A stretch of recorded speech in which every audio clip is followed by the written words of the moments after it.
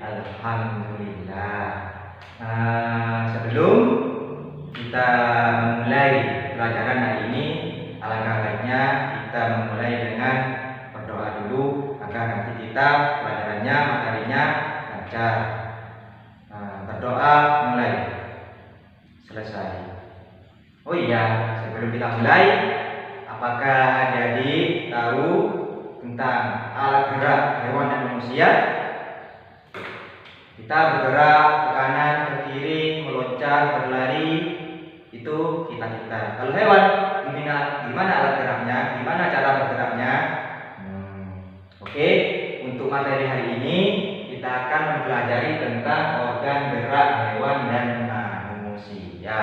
Tujuannya jadi adalah agar mengetahui apa-apa organ gerak manusia dan apa saja organ gerak pada hewan, apa perbedaannya dan apa kesamaannya.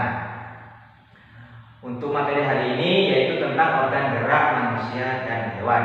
Salah satu ciri dari makhluk hidup adalah bergerak. Secara umum, gerak dapat diartikan berpindah tempat atau perubahan posisi sebagian atau seluruh bagian dari tubuh. Makhluk hidup akan gerak bila ada rangsangan yang mengenai atau seluruh bagian tubuhnya. Gerak hewan dan manusia menggunakan organ gerak yang tersusun dalam sistem gerak.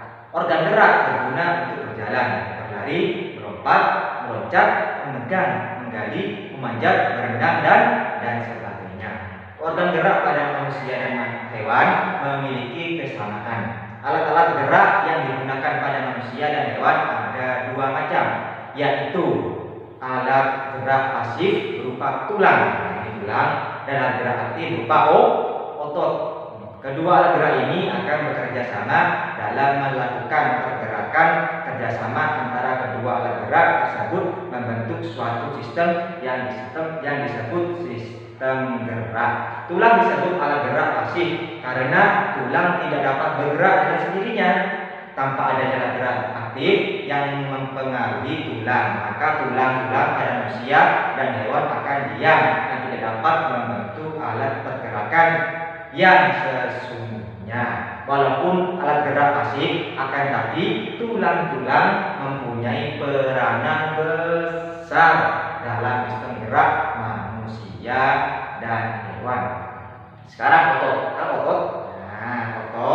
otot disebut alat gerak aktif karena otot memiliki suatu sistem kimia yang membuatnya dapat bergerak pada saat otot yang menempel pada tulang bergerak.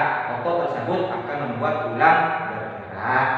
Dari keterangan tersebut, adik-adik akan mengetahui apa itu otot, apa itu tulang. Jadi semua manusia dan hewan juga mempunyai tulang dan otot. Di sini saya sudah memberi gambar. Di sini ada gambar, ada kelinci, ikan, katak, burung, dada, dan kambing. Tahu kelinci? Kelinci juga mempunyai tulang dan otot untuk bergerak. Contohnya kelinci, contoh organ geraknya adalah kaki. Fungsi utama kaki pada kelinci adalah untuk bergerak. Kelinci bergerak dengan meloncat menggunakan kaki. Kaki belakang kelinci lebih kuat dan panjang dibandingkan kaki depannya. Jadi lebih kuat dari yang depan. Terus ikan, alat geraknya yaitu sirip dan ekor. Fungsinya, sirip dan ekor ikan biasanya digunakan untuk bergerak di dalam air. Selain itu, ekor ikan juga berperan untuk mendorong ikan agar mudah bergerak maju. Katak, contoh organ geraknya adalah kaki. Fungsi kaki katak untuk berenang hingga melompat ke dalam air. Burung, kita tahu burung contohnya adalah sayap dan kaki. Fungsinya sayap untuk terbang ke langit, sedangkan kaki untuk berjalan mendarat hingga berenang di air. Kadal juga contoh organ geraknya kaki dan ekor.